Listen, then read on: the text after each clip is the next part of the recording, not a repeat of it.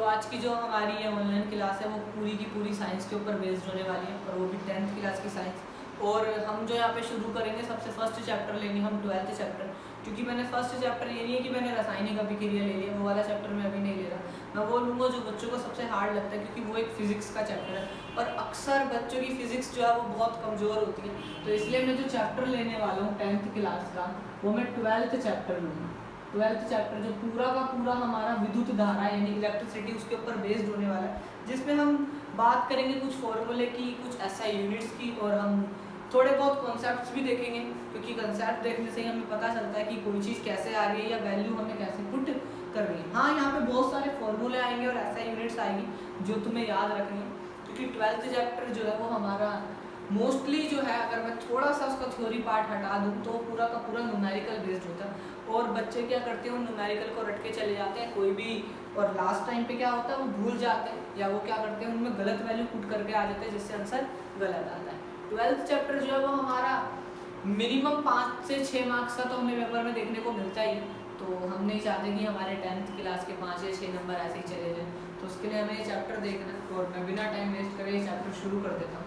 तो अभी मैं बात करता हूँ विद्युत धारा की। विद्युत धारा मतलब लिख देता हूँ पहले मैं यहाँ पे, मैं बात करने जा रहा हूँ पहले विद्युत धारा। विद्युत धारा का मतलब होता है electric current. Electric current, electric current, इसके ऊपर बात करते हैं, ठीक है। हाँ, अगर मैं अभी विद्युत धारा के ऊपर बात ना करके सिर्फ अगर विद्युत की बात करूँ या इलेक्ट्रिसिटी की बात करूँ, तो विद्युत या इलेक्ट्रिसिटी कुछ नहीं, ये हमारी एक तरीके की एनर्जी होती है जिसका हम यूज़ कर सकते हैं अलग अलग वे में। जैसे फॉर एग्जांपल सबसे बेस्ट और सिंपल सा एग्जांपल क्या है कि मैंने स्विच ऑन करा, और अगर मैं स्विच ऑन करता हूँ तो बल्ब जल जाता है। तो इससे हुआ क्या कि मैंने जैसे ही स्विच ऑन करा तो मेरी कौन सी एनर्जी आई, मेरी विद्युत वाली एनर्जी आई, यानी इलेक्ट्रिसिटी है। ये एक तरीके की एनर्जी होती है। विद्युत कुछ नहीं, एक तरीके की एनर्जी यानी कि एक ऊर्जा होती है। तो मैं क्या बता रहा था कि मैंने जैसे ही स्विच ऑन करा तो मेरे पे कौन सी वाली एनर्जी आएगी, मेरे पे विद्युतीय ऊर्जा आएगी। तो मैं क्या करूँगा, उस विद्युतीय ऊर्जा को मैं किस में रूपांतरण करूँगा, अगर मैं उससे एक बल्ब जला रहा हूँ तो वो एक ऊष्मीय ऊर्जा में रूपांतरण हो जाएगा। हाँ, अगर मैंने स्विच ऑन करा और फैन हमारा घूमने लग जाता है, तो फैन में क्या लगी हुई होती है, मोटर लगी हुई होती है, जो कि आपको करंट देते ही वो मोटर के अंदर एक रोटर होता है जो क्या करता है, मोशन में आ जाता है और घूमने लग जाता है। तो इसके कारण वहाँ पे यांत्रिक ऊर्जा उत्पन्न होती है। तो हम करते क्या है, हमारा सिर्फ एक ही काम है, मेन मोटिव हमारा ये है कि हमें इस विद्युत ऊर्जा को अलग अलग ऊर्जाओं में बदलना है। विद्युत ऊर्जा को अलग अलग ऊर्जाओं में बदलना है। वो हमारी ऊष्मीय ऊर्जा भी हो सकती है, वो हमारी यांत्रिक ऊर्जा भी हो सकती है, और वो हमारी और किसी भी तरीके की ऊर्जा हो सकती है। जैसे हम आगे जब देखेंगे विद्युत धारा के तापीय प्रभाव, उसमें भी मैं तुम्हें बताऊंगा, बट वो भी बहुत बाद का टॉपिक है, अभी हम एकदम स्टार्टिंग से पढ़ रहे हैं। बट हमें फिर भी हमारे चैप्टर का मेन मोटिव पता होना चाहिए कि कोई भी चैप्टर पढ़ते किस लिए, ठीक है, मार्क्स लाने, ठीक है, बट फिर भी हम ज़्यादातर मेन चीज़ों पे डायरेक्ट तो नहीं आ सकते ना। इसलिए हमें ये पता होना चाहिए कि हमारा मेन मोटिव यही है कि हम विद्युत ऊर्जा को भिन्न प्रकार की ऊर्जाओं में बदलने वाले, यानी इलेक्ट्रिक एनर्जी को हम डिफरेंट फॉर्म्स ऑफ एनर्जी में कन्वर्ट करने वाले हैं, ठीक है। इतनी बात समझ आ गई होगी, तो मैं इसे रफ कर देता हूँ। तो हम वापस अपने टॉपिक पे आ जाते हैं, विद्युत धारा। विद्युत धारा को समझने के लिए आपको जरूरत है एक चार्ज पार्टिकल की। चार्ज पार्टिकल क्या होता है, चार्ज पार्टिकल का मतलब होता है कि एक पार्टिकल है मेरे में, कोई भी एक कण है जिसके ऊपर चार्ज होने वाला है। वो चार्ज कैसा हो सकता है, या तो वो धनात्मक होगा या ऋणात्मक होगा, यानी कि या तो वो कैटायन होगा या वो एनायन होगा। तो मैं कोई भी चार्ज पार्टिकल मान लेता हूँ कोई भी चार्ज पार्टिकल है, और उसका मैं नाम रख देता हूँ, मान लो मैंने रख दिया उसका नाम x, ये रहा हमारा चार्ज पार्टिकल। हाँ, इसमें माइनस का चार्ज भी हो सकता है, और मैं चाहूँ तो इस पर प्लस का चार्ज भी ले सकता हूँ, बस मुझे चार्ज पार्टिकल से मतलब है। फिलहाल के लिए मैंने इस प्लस वाले को हटा दिया, हमें देखना नहीं है, नाम में माइनस वाला देखना है वैसे तो, बट हमें पता होना चाहिए कि चार्ज पार्टिकल होता है, कि चार्ज पार्टिकल या कण, आवेशित कण वह कण होता है जिसके ऊपर आवेश होने वाला है। आवेश कुछ नहीं, हमारा प्लस और माइनस का साइन होता है। अब ये प्लस और माइनस का साइन आता कैसे, थोड़ा सा इसको देख लेते हैं कि मान लो कोई भी एक तत्व है, यानी कि एक एलिमेंट है, और उसने अपना एक इलेक्ट्रॉन लूज कर दिया मतलब दे दिया, अब भाई कोई इलेक्ट्रॉन क्यों देगा, यानी कि उसके पास इलेक्ट्रॉनों की कमी तो है नहीं, इसलिए तो उसने अपना इलेक्ट्रॉन त्यागा ना, इस पर कोई भी कमी नहीं है, इसलिए वो अपना इलेक्ट्रॉन लूज कर रहा है। और जैसे ही वो इलेक्ट्रॉन देगा, यानी इलेक्ट्रॉन दे रहा है तो एक तरीके से अमीर है, मतलब होता नहीं है अमीर, बट मैं नॉर्मल वे में समझने के लिए बता रहा हूँ। तो होगा क्या, जैसे ही वो इलेक्ट्रॉन लूज करेगा उसके ऊपर प्लस का चार्ज आ जाएगा, यानी वो क्या बन जाएगा, कैटायन, यानी वो एक धन आयन बन जाएगा। हाँ, अगर कोई एक एलिमेंट होता है, यानी एक तत्व होता है, और वो क्या करता है, इलेक्ट्रॉन ले लेता है। अगर वो इलेक्ट्रॉन ले ले रहा है, यानी कि वो तो गरीब है, उसके ऊपर कोई भी कुछ भी है ही नहीं, या उसको जरूरत है इलेक्ट्रॉन की, तो वो इलेक्ट्रॉन ले लेगा। या उसके पास इलेक्ट्रॉन नहीं होगा और वो किसी से ले रहा है, तो उस पर कैसा चार्ज आ जाएगा, माइनस का। और माइनस वाले को क्या बोलते हैं हम, ऋणात्मक, यहाँ हम इंग्लिश में बोलते हैं एनायन। तो ये चीज़ हमें पता होनी चाहिए। तो हमने क्या करा, हमने एक चार्ज पार्टिकल ले लिया, और चार्ज पार्टिकल में इलेक्ट्रॉन को लेके चलता हूँ, ठीक है। मान लिया ये मेरा इलेक्ट्रॉन है, ठीक है। अब मैंने मान लिया कि अभी ये किस पोजीशन पे है, मान लेता हूँ ये ए पोजीशन पे। कौन सी पोजीशन पे है, ए। अब इसे क्या करना है, इसे इस पोजीशन से कहाँ जाना है, बी पोजीशन पे जाना है, ठीक है भाई, अच्छी बात है। इलेक्ट्रॉन को क्या करना है, ए पोजीशन छोड़ के बी पोजीशन पे जाना है। अब हम 9th क्लास से पढ़ते आ रहे हैं क्या, कि हमने गति वाले चैप्टर तो पढ़ा ही। गति यानी मोशन कब होता है, जब आप क्या करते हो, अपनी पोजीशन चेंज करते हो। मैं अब इस टाइम मान लो यहाँ, अब मैं यहाँ से यहाँ आ गया। हाँ, एक बात हो, अब मैं यहाँ से यहाँ आया तो मेरे को यहाँ से यहाँ आने में कुछ टाइम तो लगा होगा, क्योंकि कोई भी चीज़ विदाउट टाइम तो हो ही नहीं सकती, चाहे बेशक से वो बहुत मिली सेकंड या बहुत छोटा है एकदम बिल्कुल मिली सेकंड, या उससे भी बहुत छोटा, और सेकंड में तो क्या ही मैं बात करूँ, बहुत छोटा है, बट फिर भी कुछ ना कुछ टाइम तो लगा। एकदम यूँ तो नहीं है कि जब वो यहाँ पर आ रहा होगा टाइम रुक गया, टाइम तो कभी रुकता ही नहीं। तो इसका मतलब मान लेते हैं इस इलेक्ट्रॉन को ए पोजीशन से बी पोजीशन में आने में कितना टाइम लगा, टी टाइम लगा, ठीक है, टी टाइम लगा। तो होगा क्या, जैसे ही इलेक्ट्रॉन की मूवमेंट होगी, यानी इलेक्ट्रॉन गति करेगा एक जगह से दूसरी जगह, तो इसके कारण हमारी क्या उत्पन्न होती है, विद्युत धारा। विद्युत धारा यानी इलेक्ट्रिक करंट हमारा जनरेट हो जाएगा। तो हमने क्या सीखा, हम बेशक मतलब हम करते क्या है, हम डायरेक्ट डेफिनेशन रख लेते हैं। डेफिनेशन कैसे रखते हैं कि हमें कहीं पे भी हम नेट से ढूंढेंगे विद्युत धारा क्या होती है, व्हाट इज इलेक्ट्रिक करंट, तो वहाँ पे आ जाता है कि the flow of electron with respect to time is known as electric current. यानी कि हम ये पढ़ते हैं कि विद्युत धारा का मतलब होता है कोई भी आवेश जब क्या करता है, गति करता है, यानी अपनी जगह बदलता है टाइम के साथ, तो उससे इलेक्ट्रिक करंट उत्पन्न होता है। तो आज हमने देख भी लिया कि मतलब होता कैसे है। तो हमें याद रखना है कि कोई भी इलेक्ट्रॉन अपनी जगह छोड़ के, मतलब एक जगह से दूसरी जगह आ रहा है, यानी गति कर रहा है, यानी मोशन कर रहा है, और उस गति करने में उसे जितना टाइम लग रहा है उससे क्या जनरेट होती है, हमारा इलेक्ट्रिक करंट, यानी कि विद्युत धारा जनरेट होती है। ठीक है, थोड़ी सी मैं और आगे बात करता हूँ, इसी को थोड़ा सा आगे ले चलता हूँ। हुआ क्या, हाँ, एक उस बात को बताने से पहले मैं ये बात जरूर बताऊंगा कि ये जिस डायरेक्शन में मूवमेंट करेगा, करंट हमेशा उसके अपोजिट डायरेक्शन में बनता है। ये बात तुम्हें पता होनी चाहिए। अगर मैं बोलता हूँ कि हमारा इलेक्ट्रॉन जो है वो A to B मूव हुआ है, तो हमारा इलेक्ट्रिक करंट कहाँ जनरेट होगा, B to A।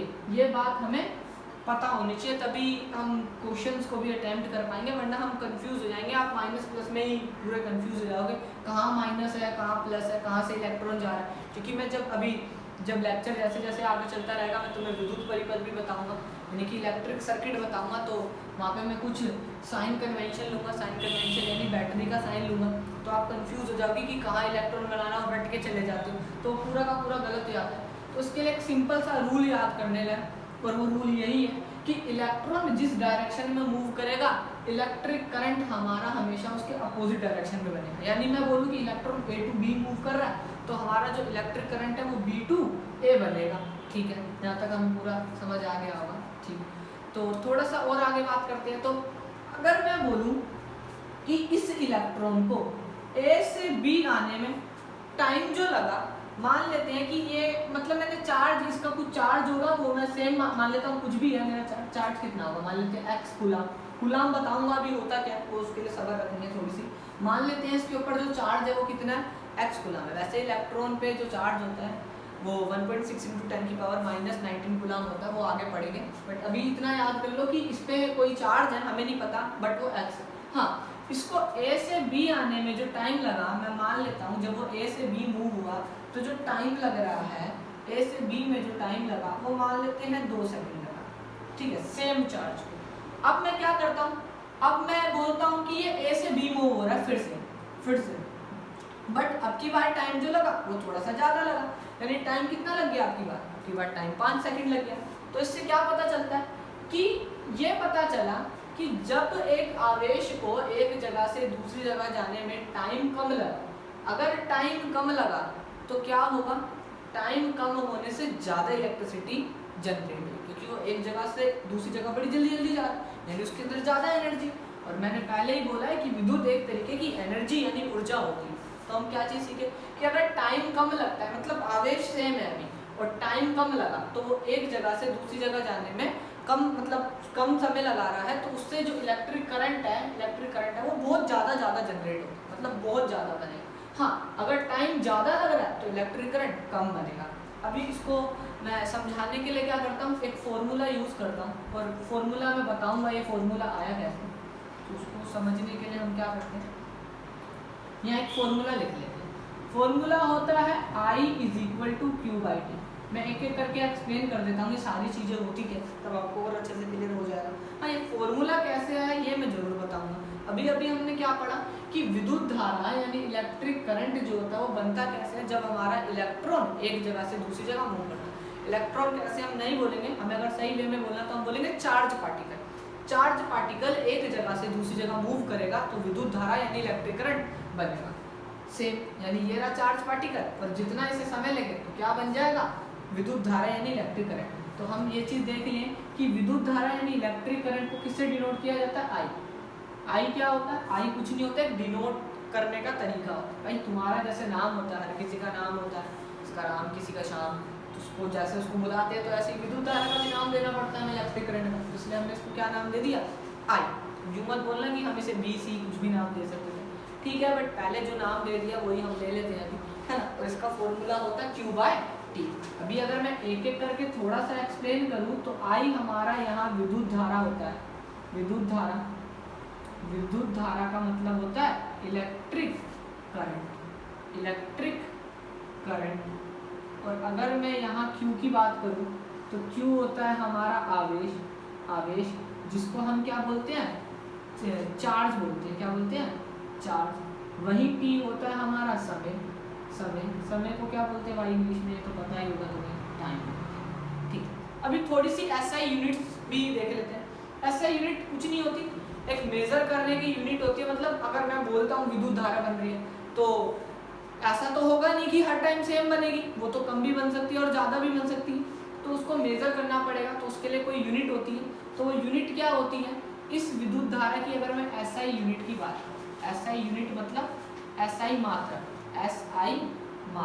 तो इसका SI मात्रक होता है एम्पीयर। क्या होता है, एम्पीयर, ये हमें याद रखना, एम्पीयर होता है, ठीक है। इंग्लिश में भी एम्पीयर बोलते हैं और हिंदी में भी एम्पीयर ही बोलते हैं, और ए से डिनोट करते हैं। जैसे मैं बोल सकता हूँ 5 एम्पीयर, 10 एम्पीयर, 15 एम्पीयर, 20 एम्पीयर, जितनी मर्जी बोल सकते हैं। हाँ, अगर 5 एम्पीयर और 10 एम्पीयर में मतलब एक क्या करोगे, कंपैरिजन करोगे, तो कोई भी बता देगा कि 5 एम्पीयर कम होता है और 10 एम्पीयर ज़्यादा होता है। तो ऐसे हम मेजर कर सकते हैं। और मैंने पहले ही बोला था Q जो होता है आवेश, और इसकी जो SI यूनिट होती है, यानी चार्ज की SI यूनिट क्या होती है, SI यूनिट मतलब SI मात्रक, इसकी SI यूनिट होती है C मतलब होता है कूलाम। क्या होता है, कूलाम, ये हमें याद रखना। C का मतलब क्या होता है, कूलाम। और टाइम हमें हमेशा किस में लेना पड़ेगा, सेकंड में लेना पड़ेगा, इसमें कोई डाउट नहीं है, ठीक है। तो एक बार मैं थोड़ा सा साइड हो गए, आप मतलब इसका स्क्रीनशॉट ले लेना या नोट कर लेना, जो भी आपको करना है। मैं एक्सप्लेन कर देता हूँ फिर से कि I = हमने Q/T पढ़ा, जहाँ पे I हमारी विद्युत धारा यानी इलेक्ट्रिक करंट होता है, जबकि Q हमारा आवेश यानी चार्ज होता है, और T हमारा समय यानी टाइम होता है। अगर मैं इन तीनों की SI यूनिट्स की बात करूँ तो मैंने एक साथ लिख दिया ताकि याद करने में आप लोगों को भी आसानी हो। फॉर्मूले के साथ ही अगर SI यूनिट याद कर लेते हो तो काफ़ी आसानी होती है। जैसे कि विद्युत धारा यानी इलेक्ट्रिक करंट की जो SI यूनिट होती है वो एम्पीयर होती है, चाहे हिंदी में बात करो चाहे इंग्लिश।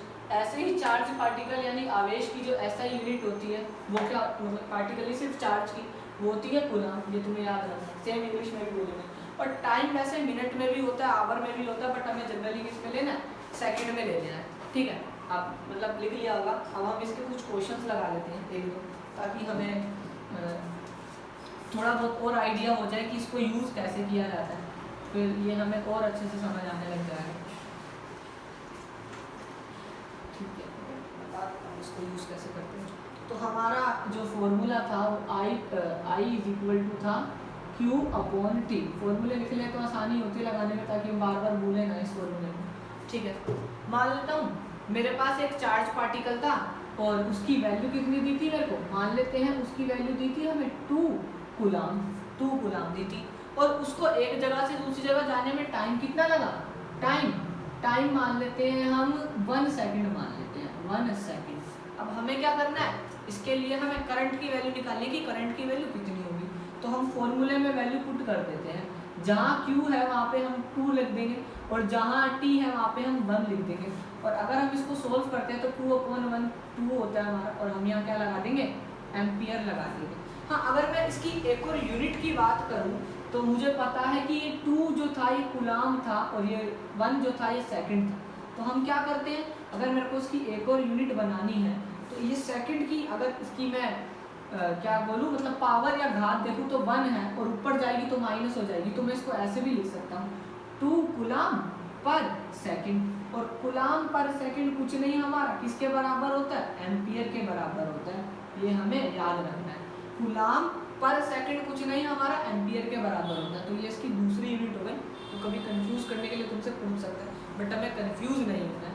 ठीक है, तो ऐसे करते हैं हम इसके क्वेश्चंस। अगर मैं थोड़ी सी और बात करूं तो वो अक्सर बच्चों को एक क्वेश्चन देगा, और ये क्वेश्चन आपकी बुक एनसीईआरटी में भी मिल जाएगा कि आपको क्या करना है, 1 एम्पियर को क्या करना है, परिभाषित करना है, यानी डिफाइन 1 एम्पियर। 1 एम्पियर कितना होता है, यानी परिभाषित करना। अगर मैं इसकी थ्योरी पे जाऊं तो थ्योरी में यूं ही बोलूँगा कि 1 एम्पियर का मतलब होता है जब 1 कूलाम जो हमारा चार्ज है, यानी कि जो भी चार्ज पार्टिकल था उसके ऊपर 1 कूलाम चार्ज लेना है। कितना लेना, 1 कूलाम।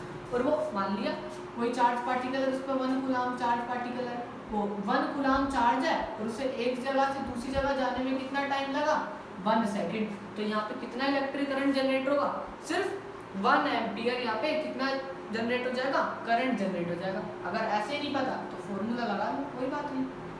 Q की वैल्यू 1 थी, जबकि T की वैल्यू कितनी थी, 1। ऐसे सोल्व कर लोगे तो आंसर आ जाएगा 1 एम्पियर। ठीक है, तो ये क्या होता है, एक जनरली यही रूल लगाते हैं हम 1 एम्पियर को डिफाइन करने के। अब तुम लोग ये भी फालतू के क्वेश्चन करोगे क्या, कि अगर मैं इसको 10 कूलाम ले लूँ और इसको मैं 10 सेकंड ले लूँ तब भी हम काटेंगे तो भी तो 1 एम्पियर होगा। हाँ ठीक है, 1 एम्पियर होगा, बट हमें जब भी डिफाइन करना होता है जो यूनिवर्सल डेफिनेशन होगी 1 एम्पियर की, वो हम इसी से करेंगे, हम ये नहीं लगा सकते। ये करेक्ट है, ठीक है, बट अगर हमें डिफाइन करना है तो हमें इसी का यूज़ करना पड़ेगा, ये नहीं करना पड़ेगा। अगर इसकी डेफिनेशन लिखनी हो तो लिख लेना क्या, कि जब एक कूलाम चार्ज को एक जगह से दूसरी जगह जाने में, चार्ज मतलब आवेश, जाने में 1 सेकंड का समय लगता है, तो उसके कारण 1 एम्पियर की विद्युत धारा उत्पन्न होती है।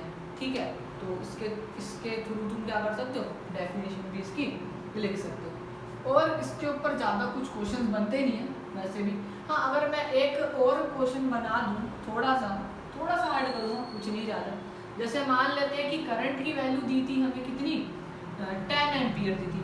बहुत सारे बच्चों को कंफ्यूजन होती है कि ये क्वेश्चन में हमें क्या दिया। तो मैं तुम्हें छोटा सा फंडा सिखा देता हूँ, अगर तुम्हें पता नहीं है कि क्वेश्चन में क्या दिया हुआ है, मतलब कि ये है क्या चीज़, तो आप उसकी यूनिट से पहचान लो कि वो चीज़ क्या दी हुई है। तो ये अगर एम्पियर आ गया तो मुझे पता चल जाएगा कि ये करंट दिया। और मान लेते हैं कि टी जो दिया है हमारा, टी वो 2 सेकंड दिया था। कितना दिया था, 2 सेकंड। तो हमें आवेश बताना था कि आवेश की वैल्यू कितनी होगी। मैंने यहाँ फॉर्मूला लिख रखा है, बार बार मैं फॉर्मूला नहीं लिखूंगा। तो मैं क्या करूँगा कि मेरे को Q की वैल्यू निकालनी है, पर I और T मुझे दिया हुआ है, तो ये डिवाइड में है, इधर जाएगा तो मल्टीप्लाई, तो Q का एक फॉर्मूला बन जाएगा IT, जिसको तुम इट भी बोल सकते हो, है ना। और शॉर्ट फॉर्म में याद करना है तो इट इज इक्वल टू क्या होता है, Q। अब यहाँ पे वैल्यू पुट कर लेते हैं, I की 10 एम्पियर और T की 2 सेकंड। अगर मैं सोल्व करूँ तो ये आ जाएगा 20, और ये Q यानी आवेश यानी चार्ज था, तो इसलिए इसकी ऐसा यूनिट C आएगी। C मतलब क्या होता है, कूलाम होता है, ये हमें याद रखना है। ठीक है, तो इस तरीके से हम क्वेश्चन लगा सकते हैं। वैसे इसमें कुछ ज़्यादा हार्ड है नहीं, बट थोड़ा सा तुम्हें यहाँ 1 एम्पियर में ध्यान रखना है। और इधर अगर यूनिट ध्यान, अगर तुम्हें पता नहीं है कि कौन सी वैल्यू क्या है, तो उसकी यूनिट से पहचान लो। कभी भी मतलब तुम्हें लगेगा नहीं कि क्वेश्चन ये हार्ड है, और अपने आप पता चल जाएगा कि ये क्वेश्चन में गिवन क्या है और निकालना क्या। जैसे हमें पता है कि सेकंड और एम्पियर तो दे ही रखा है, तो भाई सिंपल सी बात है। अब अभी क्या निकालना होगा, ये सी है नहीं, आवेश निकालना होगा। ठीक है, तो आप इसको नोट कर सकते हो, फिर मैं नेक्स्ट बताता हूँ, पहले आप इसको नोट कर लेते हैं।